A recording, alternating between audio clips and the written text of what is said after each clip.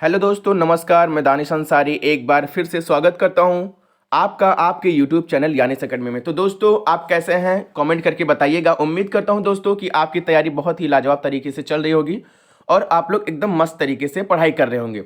देखिए दोस्तों, ये हमारी class UP TET, C TET और रीट और एमपी टेट के लिए चलाई जा रही है, जिसमें आज हम मनोविज्ञान के बारे में पढ़ेंगे। मनोविज्ञान की ये तीसरी क्लास होने वाली है। इससे पहले हमने क्लास फर्स्ट और क्लास सेकंड लिया है, जिसको आप प्लेलिस्ट में जाकर देख सकते हैं।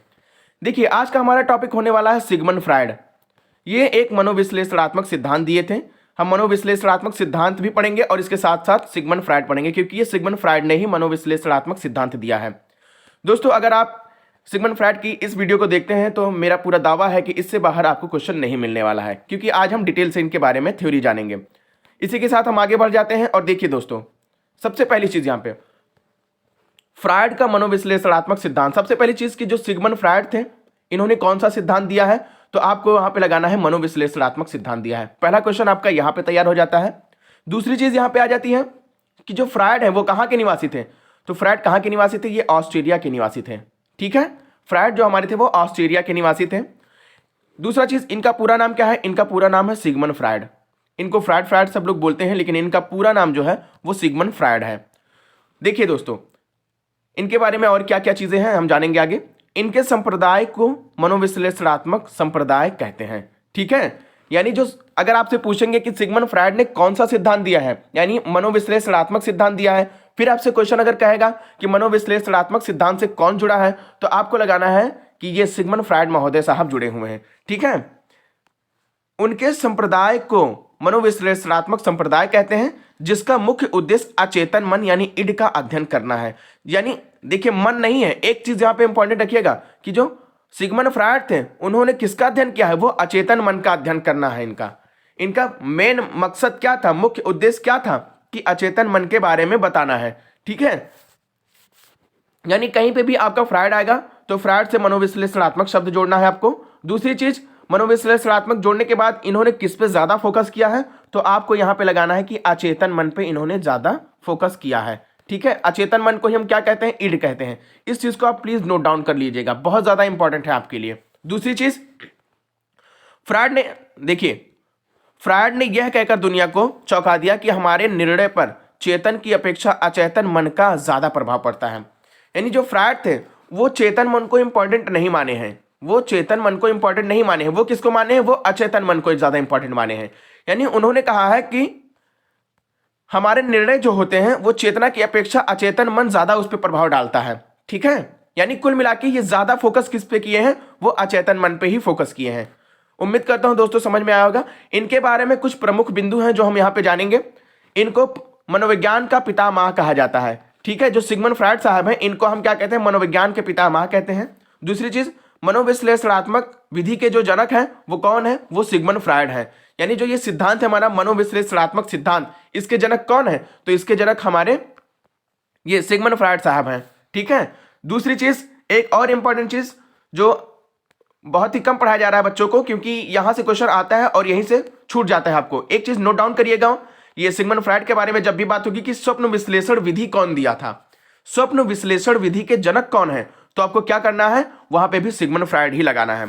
ठीक है, दूसरी चीज, फ्रायड मानव मस्तिष्क की तुलना बर्फ के एक विशाल टुकड़े से की है, जिसका बाहर तैरता भाग 10% चेतन और डूबा हुआ 90% भाग अचेतन मन है। यहां से आप अंदाजा लगा सकते हैं कि इन्होंने कितना ज्यादा फोकस किया है अचेतन मन को। यानी ये देखिए, कोई स्लाइस है आइस की, ये कोई क्या नाम है, बर्फ का एक टुकड़ा है। तो ये बर्फ का टुकड़ा, इसमें जो 90% भाग है हमारा, इसको इन्होंने क्या कहा है? इसको अचेतन कहा है। किसने? मनोविश्लेषणात्मक सिद्धांत के जनक सिगमंड फ्रायड जी ने। और यहीं पे आ जाता है हमारे जो ऊपरी भाग है 10%, यानी ये कोई पानी है, पानी में ये बर्फ का टुकड़ा ये डालते हैं, तो बर्फ का टुकड़ा जो पानी में डूब जाता है ना, जो 90% भाग होता है अंदर डूब जाता है, इसको इन्होंने तुलना किया हुआ है। 90% भाग को अचेतन बोले हैं, और जो ऊपर 10% भाग दिखाई देता है, इसको इन्होंने क्या कहा है? इसको इन्होंने चेतन मन कहा है। ठीक है, इन्होंने चेतन को 3 भागों में बांटा है, चेतन, अर्धचेतन और एक होता है अचेतन। ठीक है, आगे बढ़ जाते हैं। देखिए, मस्तिष्क का विभाजन, यानी मस्तिष्क का विभाजन भी किसने किया है? तो मस्तिष्क का विभाजन मनोविश्लेषणात्मक सिद्धांत के जनक कौन है? सिगमंड फ्रायड साहब ने किया है। फ्रायड ने मस्तिष्क को 3 भागों में बांटा है। कितने भागों में बांटा है? 3 भागों में बांटा है। ये हमारा मस्तिष्क है, इसको कितने भागों में बांटा है? 3 भागों में बांटा है। देखिए, पहला हमारा है इड, उसी को हम अचेतन कहते हैं, उसी को हम इडम कहते हैं। दूसरा हमारा है चेतन, उसको हम अहम भी कहते हैं, उसको हम ईगो भी कहते हैं। तीसरा हमारा होता है परा अहम यानी सुपर ईगो होता है। देखिए, अब हमारा मेन फोकस क्या है? अचेतन मन को पढ़ना। लेकिन यहां पे देखिए, अचेतन मन के बारे में किसने हमें बताया है? फ्रायड ने ज्यादा इसके बारे में फोकस किया है। तो जो अचेतन मन है उसके बारे में सबसे पहले जान लेते हैं।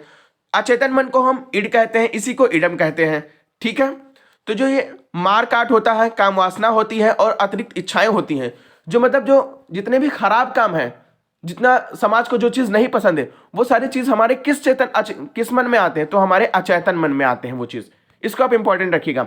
यानी कुल मिला के ये देखिएगा कि जो हमारे ये अचेतन है, ये गंदा है, ये गंदा, ये बुरा काम करता है, गलत काम करता है हमेशा, उसको हम अचेतन मन के कैटेगरी में रखेंगे। और जो अच्छा काम करता है, वास्तविकतावादी होता है, कौन होता है? वो हमारा चेतन होता है। ठीक है, जो हमारा चेतन है, इसके बारे में सिगमंड फ्रायड ने कहा है कि ये अच्छा काम करता है, और वहीं पे जो हमारा अचेतन है वो हमारा गलत काम करता है। ठीक है, यानी जो अचेतन मन है इसको ये समझाता है, कौन? चेतन मन, कि ये काम ना करो, ये गलत है, लेकिन अचेतन मन वही करता है। ठीक है, और जब ये अचेतन मन गलत काम करता है तो उसको कंट्रोल कौन करता है? तो उसको कंट्रोल परा अहम यानी सुपर ईगो करता है। जैसे देखिए, कोई लड़का है, वो मारपीट करके आया, तो वो उसके अचेतन मन में था, वो मारपीट करके आया, किसी से लड़ाई झगड़ा करके आया। वहीं पे जो चेतन है वो कहेगा कि नहीं, लड़ाई करनी एकदम गलत बात है, लड़ाई हमें नहीं करनी चाहिए, लेकिन फिर भी ये अपना मार काट करके चले आता है, लड़ाई करके चले आता है, गाली गलौज करके चले आता है। उसके बाद में जो ये इसको कंट्रोल कौन करता है? इसको कंट्रोल परा अहम करता है। और परा अहम में कौन कौन हो सकते हैं? जैसे पापा हो गए, धर्म हो गया, पुलिस हो गया, न्यायालय, ये सारी चीजें क्या करता है? ये अचेतन मन को कंट्रोल करता है। लेकिन सबसे ज्यादा इंपॉर्टेंट चीज यही है कि अचेतन मन क्या है? तो अचेतन एक बहुत ही बेकार लड़का है, आप ऐसे करके इसको याद कर सकते हैं। चेतन एक अच्छा लड़का है, और ये परा अहम सुपर ईगो इसके मम्मी पापा हैं, अचेतन और चेतन मन के। ठीक है, उम्मीद करता हूं दोस्तों समझ में आया होगा, और आगे बढ़ जाते हैं इसी के साथ। देखिए, फ्रायड ने अभिप्रेरणा का सिद्धांत दिया हुआ है। फ्रायड के इस अभिप्रेरणा के सिद्धांत को आप थोड़ा सा एकदम शॉर्ट में जानेंगे, लेकिन इसके बारे में हम डिटेल में आगे पढ़ेंगे दूसरी क्लास में। आइए जानते हैं फ्रायड का अभिप्रेरणा का सिद्धांत। इसमें आता है प्रेरणा शब्द। प्रेरणा मतलब होता है मोटिवेशन। ठीक है, मोटिवेशन होता है, और इसमें 2 चीजें होती हैं, एक इरोज होती हैं, फ्रायड साहब ने बताया है, एक इरोज होती है और दूसरा थैनाटोज होता है। जो इरोज होती है उसमें जीवन मूल इच्छा होती है, यानी जब इंसान को सफलता मिलती है तब उसको जीवन मूल इच्छा, उसको जीने का मन करता है। ठीक है, ये चीज इरोज में बताया गया है। और दूसरा चीज इसमें आ जाता है थैनाटोज। थैनाटोज में क्या है? इसमें असफल लोग होते हैं, यानी असफलता आती है इंसान की, और इसमें मृत्यु मूल इच्छा होती है, यानी मर जाने का मन होता है। ऐसा ऐसा इन्होंने सिगमंड फ्रायड साहब ने बताया है। यानी सिंपल भाषा में हम इसको अगर समझे तो आपको सिर्फ इतना ही याद करना है कि अभिप्रेरणा, वो फ्रायड का अभिप्रेरणा का सिद्धांत कैसा है? जो अभिप्रेरणा है ये 2 चीजों में इन्होंने बांटा है, एक होता है इरोज और दूसरा होता है थैनाटोज। इरोज का मतलब है जहां पे भी इंसान सफल होगा वहां पे हमारा क्या होगा? इरोज होगा, और जहां पे असफल लोग होंगे यानी असफलता हमारी होगी वहां पे हमारा थैनाटोज होगा। ठीक है, सफलता से जीवन मूल इच्छा जुड़ी हुई है और असफलता से मृत्यु मूल इच्छा जुड़ी हुई है। बस आपको इतना ही इसमें याद करना है, बहुत ज्यादा इसमें डिटेल में जाने की कोशिश न करना। ठीक है, आगे बढ़ जाते हैं। देखिए, सबसे इंपॉर्टेंट यहां से क्वेश्चन कई बार बना हुआ है कि एक आता है इलेक्ट्रा ग्रंथि और एक होता है ऑडिपस ग्रंथि। ये इलेक्ट्रा ग्रंथि और ऑडिपस ग्रंथि क्या है? ये सिगमंड फ्रायड साहब ने दिया है। इसमें होता है इलेक्ट्रा ग्रंथि। जो इलेक्ट्रा ग्रंथि है हमारे अंदर पाई जाती है, ये इलेक्ट्रा ग्रंथि ये बच्ची शिशु में पाई जाती है। ठीक है, जो बच्ची शिशु होती है यानी छोटी होती है, कम से कम ये बात हो रही है 3 से 6 साल के बच्चों के बारे में ही बात हो रही है। 3 से 6 साल के बारे में इलेक्ट्रा ग्रंथि और ऑडिपस ग्रंथि के बारे में बताया गया है। इलेक्ट्रा ग्रंथि क्या होता है? इसमें बच्ची शिशु होती है, और इसमें क्या करती है? ये पापा से अपने प्रेम करती है। जो सबसे ज्यादा इसका लगाव रहेगा वो पापा से रहेगा, पिता से रहेगा।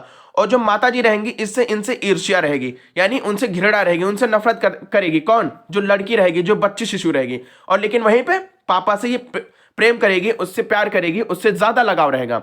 वहीं पे मारा जाता है ओडिपस ग्रंथि। ओडिपस ग्रंथि किससे जुड़ा हुआ है? ये हमारा जुड़ा हुआ है बच्चा शिशु से। किससे जुड़ा हुआ है? बच्चा शिशु से। इलेक्ट्रा ग्रंथि किससे जुड़ा हुआ है? बच्ची शिशु से। ऑडिपस ग्रंथि किससे जुड़ा हुआ है?